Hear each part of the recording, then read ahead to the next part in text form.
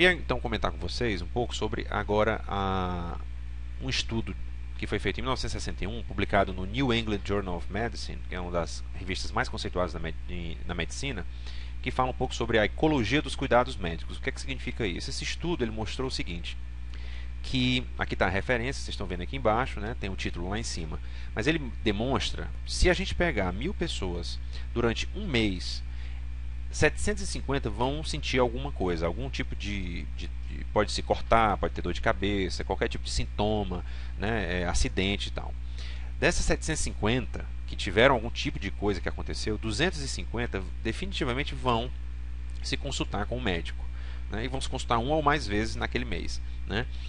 Dos 250, 9 são pacientes adultos que acabaram sendo admitidos no hospital, ou seja, tiveram necessidade de internação. 5 foram referenciados para outro médico ou de outra especialidade que necessitou uma interconsulta.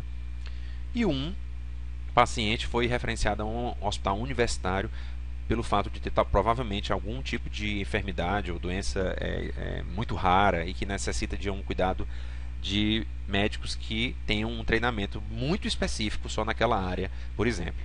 Então isso constatou mais ou menos essa proporção.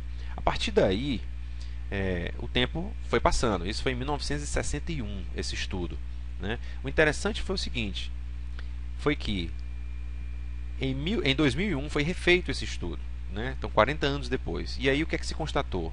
Não, apesar dessas divisões dos quadradinhos aí, não houve grande mudança. Das 1000 pessoas, 800 tinham algum sintoma, 327 consideravam buscar algum tipo de ajuda, 217 chegaram a visitar de fato um médico, né?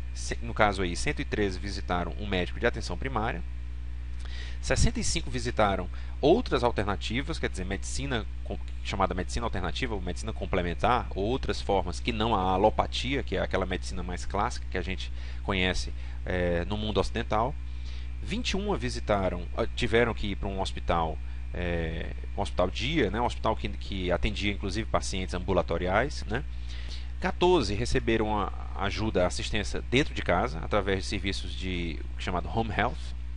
13 visitaram departamentos de emergência, então a emergência em si, 13 foram direto para a emergência, 8 foram hospitalizados de fato, passaram algum tempo hospitalizados, e menos de uma pessoa, né, foi hospitalizada, isso é proporcional, logicamente, menos de uma pessoa é hospitalizada num hospital universitário.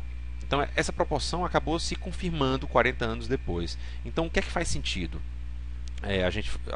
Eu coloquei aqui paralelamente os dois para vocês terem ideia comparativa. Mas indo em frente ainda, como é que então o serviço de saúde vai se organizar?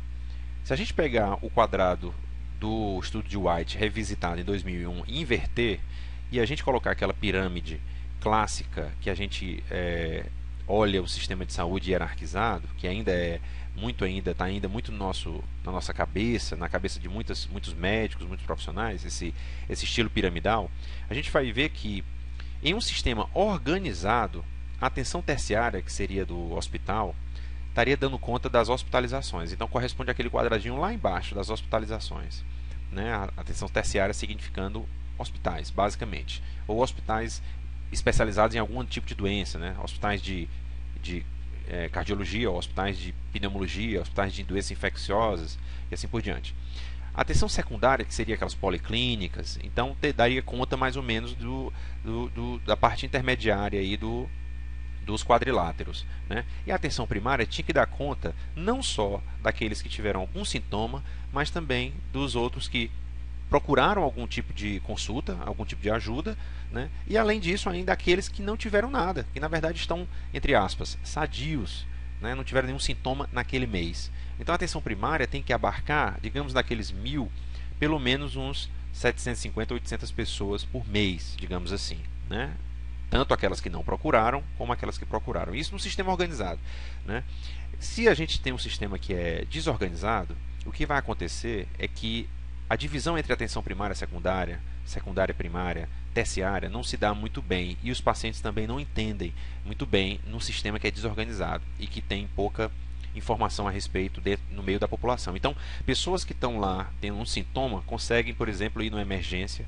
Pessoas que têm doenças raras não conseguem o acesso à emergência ou então não conseguem uma hospitalização no hospital, por exemplo, universitário. Então, há uma desorganização e, por consequência, uma potencial injustiça no acesso correto de uma pessoa que tem mais necessidade e outra pessoa que tem menos necessidade. Então esse é que é o grande dilema, é transformar um sistema desorganizado em um sistema organizado. Os sistemas de saúde, de maneira geral, no mundo, trabalham em cima de um intuito, é transformar o sistema no mais organizado possível. E finalizando aqui essa parte da videoconferência, a gente vê que esse é o formato ainda clássico, que a gente vai começar a entender que não é o ideal, mas que para essa compreensão inicial facilita, de certa forma, mas não é o ideal do ponto de vista de sistema de saúde. O paciente ele é intercambiável, né? Ele movimenta-se dentro do sistema. Então ele passa da atenção primária para a secundária, da terciária para a primária, da secundária para a terciária e assim por diante. Ele fica nesse movimento contínuo dependendo da sua necessidade de saúde, né? E a tendência é a gente imaginar que a base da pirâmide é a maior porque tem que dar conta exatamente do maior contingente populacional, da maior quantidade de queixas, digamos, por mês que acontece no meio da população. Ok?